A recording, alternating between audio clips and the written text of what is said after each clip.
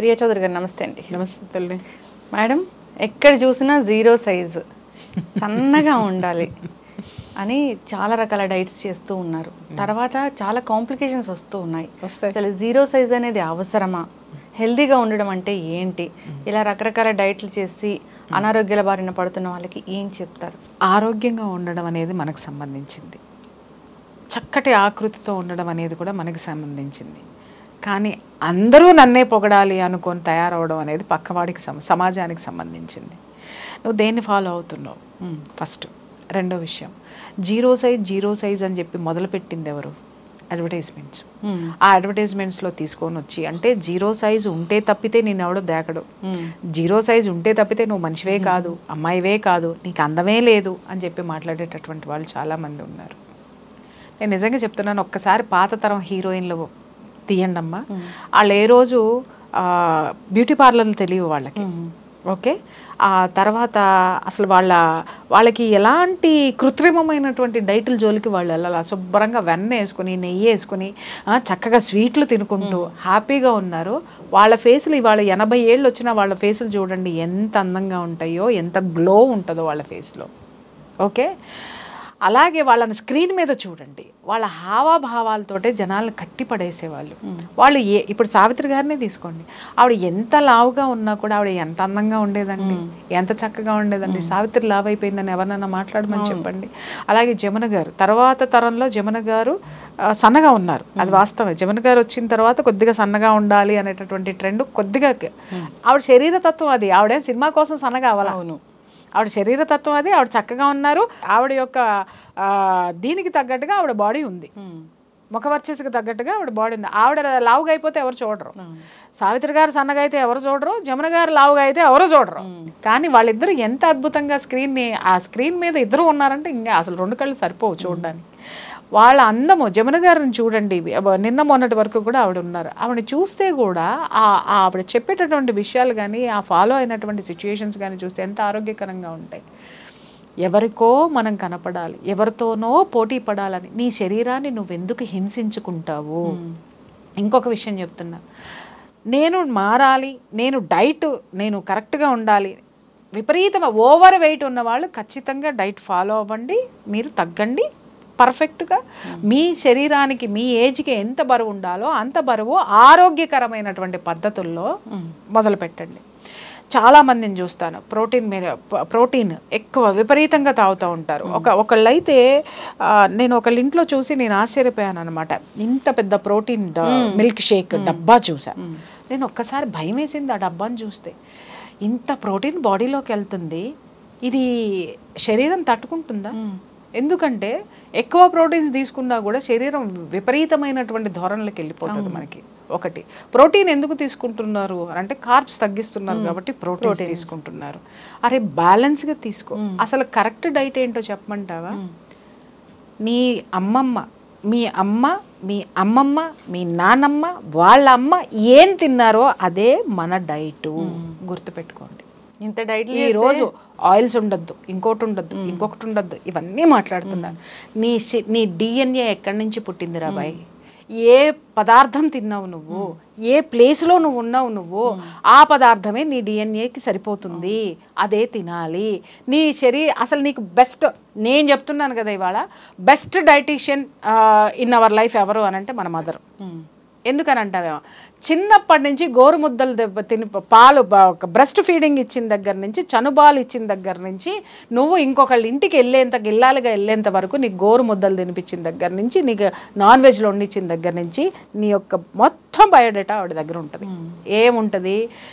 ఏవి తింటే నీకు పడతాయి, ఏది తింటే నీకు పడదు. పులుపు తిన్న రోజు నువ్వు ఎన్ని ఇబ్బందులు పడ్డావు, ఇంకొక కూరలు ఏది అయిష్టంగా నువ్వు పక్కన పడేసావు, ఏది తింటే నువ్వు హెల్దీగా, ఏ పదార్థాలు ఆవిడ వండి పెట్టినప్పుడు సక్రమంగా తిన్న రోజు నువ్వు హెల్దీగా ఉన్నావు, ఏ పదార్థాలు నువ్వు తింటాం మొదలు పెట్టినప్పుడు నువ్వు పాడైపోయావు.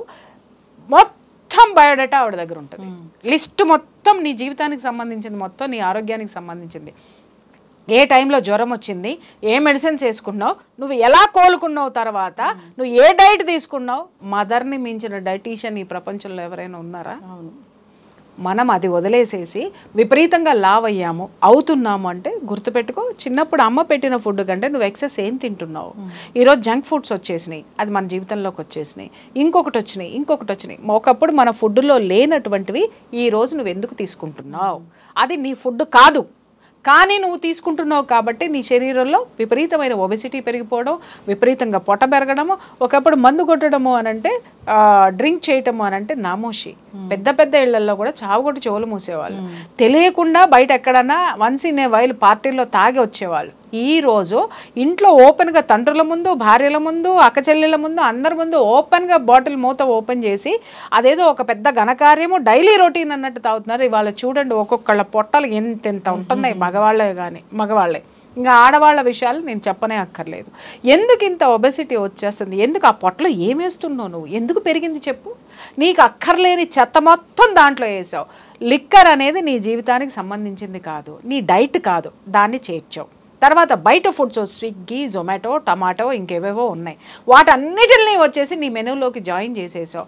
వాడు అక్కడ ఏమేసి వండుతున్నాడు, ఏ ఆయిల్ వేసి వండుతున్నాడు, ఏం చేస్తున్నాడో, ఏది నీవు రుచిగా ఉండడానికి నీ శరీరానికి పడనటువంటిది ఏది టేస్టీ సాల్ట్, అతి భయంకరమైనటువంటి ఆ దీన్ని కలిపి నీ దగ్గరికి పంపిస్తుంటే మీరు చూడండి, వాళ్ళ పిల్లలు కానీ పెద్దవాళ్ళు కానీ ఇంట్లో ఎవరైనా ఇంట్రెస్టింగ్గా ఉన్న మదరు బిర్యానీ కానీ నాన్ వెజ్ కానీ అద్భుతంగా చేస్తే చస్తే తింటారు. అవును, బయట నుంచే కావాలి. ఈ బిర్యానీ టేస్ట్గా ఉండదు. ఎందుకు ఉండదు అంటే దీంట్లో టేస్టీ సాల్ట్ వేయరు, మళ్ళీ మళ్ళీ తినాలని అనిపించదు, నోటికి ఆ రుచి ఉండదు. కాబట్టి పక్కకి తోసాయి. ఏది కావాలి అని అంటే బయట వాడు మనకి ఇచ్చేటటువంటి విషం మీద మనం ఆధారపడి ఉన్నాము. ఆ విషాన్ని లోపలేసుకోవడం మొదలుపెట్టిన తర్వాత విషం లోపల విషవాయువుల్ని పెంచేస్తుంది, ఆ విషాన్ని పెంచేస్తుంది. సో కాబట్టి ఇవాళ మనము ఎవరినన్నా చూడండి, నిజంగా కొంతమంది ఆడపిల్లలు చూస్తుంటే విపరీతమైన ఒబెసిటీ. మీరు జీరో సైజ్ మాట్లాడుతున్నారు, ఆ జీరో సైజును పట్టించుకునేటటువంటి వాళ్ళది ఎంత అనర్థమో. ఒబెసిటీ కూడా విపరీతమైనటువంటి ఒబెసిటీ, వండుకునడానికి టైం లేదు, తినడానికి టైం లేదు. ఇంకా నాలాంటి వాళ్ళకి కూడా అదే సమస్య ఫేస్ చేస్తున్నారు. కానీ ఎప్పటికప్పుడు నన్ను నేను చెక్ చేసుకుంటూ ఉంటా. కొంచెం వస్తుందంటే నా బాడీ ఆయాసం రావడమో ఇంకోటి నా బాడీ చెప్పేస్తుంది నువ్వు ఇలా ఉన్నావు అని. ఇమ్మీడియట్గా డాక్టర్ దగ్గరికి వెళ్ళి నేను ఎలా ఉన్నాను అనేది ఒకసారి చెక్ చేసుకుని మళ్ళీ నా రొటీన్ ఫుడ్లోకి టైం టు టైం తినడము, చక్కగా ఇంటి పట్టున వండుకొని తినడం మొదలు పెడితే మళ్ళీ నేను యథాస్థితికి నేను వచ్చేస్తాను. అది మానేసేసి ఏజ్లో ఉన్నప్పుడు 30 ఈ మధ్య కొంతమందికి చాలా భయంకరమైనటువంటి దాన్ని ఏమంటారు ఇది ఒకటి వచ్చి పడింది అనమాట. 30s తర్వాత కొంచెం ఫ్రీ అయిన తర్వాత వాళ్ళు బాడీ మీద కాన్సన్ట్రేట్ చేయడం మొదలుపెట్టారు. వెల్ అండ్ గుడ్, బాడీ మీద కాన్సన్ట్రేట్ చేసి తగ్గండి, మీకు ఎక్సెస్ ఫ్యాట్ మొత్తాన్ని తీసుకోండి. ఆ కార్బ్స్ ఏవైతే ఆ డైట్ ఏమైతే ఉన్నదో మంచి డైట్ తీసుకోండి. మంచి డైట్ అంటే ఏం లేదు, చిన్నప్పుడు నువ్వేం తిన్నావు, ఎన్నింటికి తిన్నావు, ఏం చేసావు, అదే నీ డైట్. అంతకుమించి నువ్వు ఏది చేర్చుకో నీ ప్లేట్లో అంతే. ఎక్సెస్ నీ బాడీలో ఏముందో తెలుసుకో. కొలెస్ట్రాల్ ఉందా, కొలెస్ట్రాల్ని తగ్గించడానికి నేనేం చేయాలి, వ్యాయామం చేయాలి, చెయ్యది. అయినా తగ్గట్లేదు. ఇప్పటికిప్పుడు ఎక్కడ తగ్గుతుంది? నువ్వు ఒక 15 ఏళ్ళలో 10 ఏళ్ళలో పెంచినటువంటి ఆ బాడీ ఇప్పటికిప్పుడు ఎందుకు తగ్గుతుంది? మంత్లీ ఇంత తగ్గాలి, నీ ఫుడ్ నువ్వు ఎంత తినాలో అంత తిను, అంతకు మించి ఎక్సెస్లు తినడం మానేసి ఫ్యాట్ కంటెంట్ ఏదైతే ఉందో గుడ్ ఫ్యాట్ మాత్రమే తీసుకొని కొలెస్ట్రాల్ కంటెంట్ ఉన్నాయని పక్కన పెట్టి నీ డైట్ నువ్వు తీసుకో. తర్వాత ఈ జీరో సైజ్కి వచ్చేటటువంటి అమ్మాయిలకి ఫర్టిలిటీ లేదు. అవును, ఆ నడుము సన్నగా అయిపోయి దాన్ని బిగిచ్చి కట్టి టైట్ డ్రెస్సులు వేసుకొని బాడీ షేప్. ఇప్పుడు ఇంకొకటి కూడా వస్తుంది, బాడీ షేప్ కనిపించాలా, పలానా పెట్టికోట్లు వేసుకోండి, అవి వేసుకోండి, ఇవి వేసుకోండి. ఎవరికి చూపించాలి మనం? ఒక్క మాట చెప్పండి. అందంగా ఉండమని చెప్తాను కానీ షేపుల్లో ఉండమని నేను ఎప్పుడు చెప్పను. హుందాగా ఉండు, గ్లామర్గా ఉండు, హెల్దీగా ఏజ్లో ఉన్నప్పుడు గ్లామర్గా ఉండు, ఒక ఏజ్ వచ్చిన తర్వాత నువ్వు హుందాగా ఉండు. అది నీకు గౌరవాన్ని తీసుకొచ్చి పెడుతుంది. టమ్మీ టక్కర్లు, జిమ్మీ టిక్కర్లు పెట్టుకొని షేపు అని అంటే టమ్మీ టక్కర్ వేసుకున్నా కూడా నీ అవుట్ ఆఫ్ షేప్ ఖచ్చితంగా కనపడతావు. అది ఇంకా ఎక్కువ కనపడుతుంది. అక్కడి నుంచి వీళ్ళకి ఒక డిప్రెషన్ వచ్చేస్తుంది. అమ్మో ఏది వేసుకున్నా నేను ఖచ్చితంగా తగ్గాల్సిందే, చలో జిమ్ చెయ్యి. అరే నీ శరీరానికి అలవాటు లేని దాన్ని నువ్వు రోజుకు 1 గంటలో ఇంకా తిప్పించి ఇంకా ఎక్సర్సైజులు ఓవర్ ఎక్సర్సైజులు చేస్తే నీ శరీరం తట్టుకోవద్దా? తర్వాత నువ్వు నీ శరీరానికి అవసరం లేనటువంటి ఫుడ్ నువ్వు మొదలు పెడతా ఉంటే నీ లివర్ దాన్ని తీసుకోవద్దా? నీ శరీరంలో నీ కిడ్నీస్ ఫంక్షనింగ్ సరిగ్గా చేయాలా? ఇంకొకటి ఈ మధ్య డైట్లో ఎక్కడి నుంచి పుట్టుకొస్తున్నారో నాకు అర్థం కాదమ్మా. ఈ న్యూట్రిషన్స్ అని చెప్పేసి ఒక గొప్ప సబ్జెక్ట్, అది నిజంగా చాలా గొప్ప సబ్జెక్ట్. కానీ ఎవరు పడితే వాళ్ళు సర్టిఫికెట్ తీసుకొని వచ్చేసుకొని దాన్ని కూర్చొని పిచ్చి పిచ్చి డైట్లన్నీ ఇచ్చేసి అలవిగానికి 1 monthలో 18 kgs తగ్గడం. Is it possible? నో. కరెక్ట్గా తగ్గడం అంటే నెలలో 3 నుంచి 4 kg లోపు మాత్రమే తగ్గాలి. అంతకు మించి నువ్వు ఓవర్ వెయిట్ ఇప్పుడు లిఫ్ట్లో మనం పైకి వెళ్తున్నాం, సాఫ్ట్గా వెళ్తున్నాం, మన బాడీ ఎలా ఉంటుంది, కంఫర్టబుల్గా ఉంటుంది. కిందకు వచ్చేటప్పుడు కూడా అంతే సాఫ్ట్గా వచ్చి మెల్లగా లిఫ్ట్ ఆగిన రోజున ఆ లిఫ్ట్ దిగే వాళ్ళ పరిస్థితి ఎలా ఉంటుంది? చాలా హ్యాపీగా ల్యాండ్ అవుతాం, బయటకు వస్తాం. అదే టకామని లిఫ్ట్ దిగింది అనుకో, ఒక్కసారి ఉలిక్కి పడతాం, బ్రెయిన్ ఒక్కసారి దెబ్బతింది, మనకి ఒక్కసారి అనీజీనెస్ వచ్చేస్తుంది. అనీజీనెస్ వచ్చినప్పుడు ఆ గజిబిజి గందరగోళంతో బయటకు వస్తాం. నీ బాడీ కూడా అదే గందరగోళానికి గురవుతుంది. నీ లోపల ఉన్నటువంటి ఆర్గాన్స్ అన్నీ కూడా అదే గందరగోళానికి గురవుతాయి. ఈ జీరో సైజ్ అన్న వాళ్ళకి ఫర్టిలిటీ శూన్యము, తర్వాత యాంగ్జైటీలు, డిప్రెషన్స్ ఎక్కువ వస్తున్నాయి వాళ్ళకి. డిప్రెషన్లు అనేవి, యాంగ్జైటీలు అనేవి ఎందుకు వస్తున్నాయి? చాలా మంది మన మోడల్స్ని వాళ్ళని కూడా సూసైడ్ ఎందుకు సూసైడ్ చేసుకుంటున్నారు? చిన్న లవ్లో ఫెయిల్ అయితే ఆ లవ్ ఫెయిల్యూర్ అనేది ఒక కారణం. అసలు కారణం వాళ్ళ శరీరంలో ఉంది. ఆ మోడలింగ్ చేయడానికి వాళ్ళ బాడీకి ఇచ్చేటటువంటి కావాల్సినటువంటి పోషక విలువలు, పోషక విటమిన్స్ ఇవ్వకుండా ఏవేవో ఆ జీరో సైజ్ కోసం తిని వాళ్ళ హైట్కి సంబంధించి సరైనటువంటి వెయిట్ లేక, ఆ కార్బ్స్ అందక, ఆ విటమిన్స్ అందక, ఆ పోషక విలువలు లేక శరీరం మొత్తం కుంటుపడిపోతే ఈ లివర్ అది ఇంటెస్టైన్ మీద పడుతుంది. నువ్వు తినే ఆహారమే నువ్వు. ఓకే, అది నీ ఇంటెస్టైన్, నీ కడుపు శుభ్రంగా ఉంటే నీ బ్రెయిన్ కరెక్ట్గా ఉంటుంది. నీ పొట్ట ఆరోగ్యంగా ఉంటే నీ ఆలోచనలు ఆరోగ్యవంతంగా ఉంటాయి. ఇక్కడ ఏమవుతుందంటే దీనికి ఓపిక లేదు, దీనికి అసలు ఓపిక లేదు. ఎందుకంటే ఏ ఫంక్షనింగ్ కరెక్ట్గా లేదు. నువ్వు బొమ్మలాగా ఆడుతున్నావు, పోతున్నావు. ఎదుటివాడి నుంచి ఈ రోజు మనము ఫస్ట్ ప్లేస్లో ఉన్నామంటే గుర్తుపెట్టుకోండి, మనము అంతకుముందు ఫస్ట్ ప్లేస్ని తొక్కి మనం పైకి వచ్చిన రోజున, ఈ ఆనందం తీసుకున్న రోజున వేరే వాళ్ళు నీ ప్లేస్లో వచ్చి నుంచున్నప్పుడు తట్టుకునేటటువంటి శక్తి మన శరీరానికి మనం ఇవ్వడం లేదు. ఆ వాస్తవం గమనించు. నీకు ఫస్ట్ ప్లేస్ ఎక్కడి నుంచి వచ్చింది? నువ్వు తొక్కేసి, నువ్వు రెండో దానివి మొదటి దాన్ని తొక్కేసిన తర్వాతే నువ్వు ఇక్కడికి వచ్చావు. అలాగే నీ ప్లేస్లోకి ఇంకొకళ్ళు వస్తున్నారని ముందే నువ్వు సిద్ధంగా ఉండు. అండర్స్టాండ్? అది ఇంకొకళ్ళు రావాలి అనేటటువంటి ఆకాంక్షతోటి ఉండు. అప్పుడు నీకు డిప్రెషన్ అనేది రాదు. ఈ జీరో సైజ్ మీద కావాల్సిన పోషక విలువలు ఈ శరీరంలో లేక విపరీతమైన డిప్రెషన్, యాంగ్జైటీ, ఫర్టిలిటీ లేకపోవడం, పిల్లల కోసం IVFలు. ఓకే, అన్నీ కృత్రిమం. ఆరోగ్యమూ లేదు. నువ్వు దేనికోసం ఉన్నావు?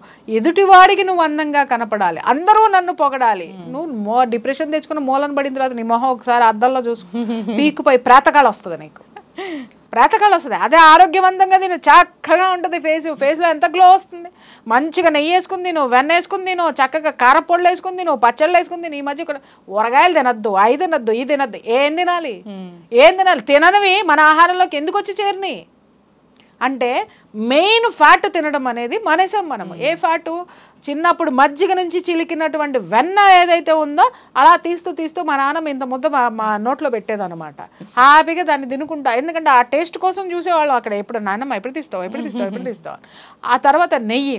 ఆ నెయ్యి కూడా ఆవిడ ఎలా వేసి పెట్టేది? కారం వేసి, ఏది కూరలో వేసుకునే కారం వేసి దాంట్లో నెయ్యి వేసి పెడితే ఎంత కమ్మగా ఉండేదమ్మా. అట్లాగే టమాటా కూర వేసి, ఇంకొక కూర వేసి, ఇంత నెయ్యి పోసి తినమనేది. మేము భోజనం చేసేటప్పుడు ఇంత నెయ్యి గ్లాస్ పక్కన ఉండేది, ఒక గిద్దెడు నెయ్యి ఉన్నటువంటి నేతి చెంబు ఉండేది. మేము అన్నం తినే లోపు, మేము 3-4 అన్నం తినే లోపు ఆ నేతి చెంబు అయిపోయేది. ఆ రోజుకి అయిపోయేదమ్మా. అందుకే ఇన్నాళ్ళ వరకు ఆరోగ్యవంతంగా ఎందుకున్నావంటే ఇదే కారణం. ఇవాళ ఏ తల్లి తన బిడ్డకి నెయ్యి వేసి అన్నం పెట్టి స్వచ్ఛమైనటువంటి వెన్న తినిపించే తల్లులు, వెన్న తింటే కొలెస్ట్రాల్ వచ్చేస్తుంది. ఒబెసిటీలు ఎందుకు అవుతున్నారు? ఒక్కొక్క బిడ్డను చూస్తే దుఃఖల్లాగా ఉంటున్నారు. ఏంటి అని అంటే 3 కోడిగుడ్లు, 4 కోడిగుడ్లు, ఇంకేదో ఫుడ్ పెట్టు దుంప దగ్గ 6 ఏళ్ల కాడ ఆయాసపడతా తిరుగుతున్నాడు. ఎందుకు వస్తున్నాయి ఇవన్నీ? తింటేనేమో విపరీతంగా తింటావు అంటే అవగాహన లేని భోజనం. ఆ అనారోగ్యమైనటువంటి తిండిని నువ్వు తింటున్నావు. ఒబెసిటీ ఎంత ప్రమాదకరమో జీరో సైజు అంతకంటే 3 ప్రమాదకరము. వీళ్ళకి ఎందుకంటే దేన్ని తట్టుకునేటటువంటి శక్తి వీళ్ళ శరీరంలో ఉండదు. ఆ ముఖం చూడండి, ఆ జీరో సైజులో ఉన్న వాళ్ళ ఫేస్ ఎవరిదన్నా బాగుంటుందా? ప్రేతకాలు ఉట్టి పడతా ఉంటుంది. నన్ను ఏమన్నా అనుకోండి, జీరో సైజులో ఉన్న వాళ్ళు తిట్టుకున్నా నాకే. తర్వాత మళ్ళీ ఇంకొకటి, ఆ ప్రేతకాలను ఉట్టిపడే ప్రేతకాలని తీసి పడేయడానికి మళ్ళీ దానికి ఇంకొక మెరుగులు, మేకప్లు, మళ్ళీ దానికి ఒక బొటాక్స్ ఇంజెక్షన్లు. ఏంటమ్మా అది? నీ శరీరమా ప్రయోగశాల? అలానా నీ ఇష్టం వచ్చినట్టు చేయడానికి. చక్కగా కడుపు నిండా తినండి, కంటి నిండా నిద్రపోండి, అదే అసలు సిసలైనటువంటి అందము, ఆనందకరమైనటువంటి జీవితం కూడా. ఖచ్చితంగా మ్యామ్. సో జీరో సైజు అనేదానికన్నా హెల్దీగా వెయిట్ తగ్గడం దాని గురించి ఆలోచించాలి. సో ఉన్నవన్నీ మానేసి ఏదో కొత్త డైట్ చేయడము, దానివల్ల అనారోగ్య సమస్యలు కొని తెచ్చుకోవడం, ఇవన్నీ మానేసి హెల్దీగా వెయిట్ తగ్గడం ఎలాగో ఆలోచించుకొని మన లైఫ్ స్టైల్ని చేంజ్ చేసుకోవాలని కోరుకుందాం. చాలా చక్కటి ఇన్ఫర్మేషన్ అండి, ధన్యవాదాలు. Thank you.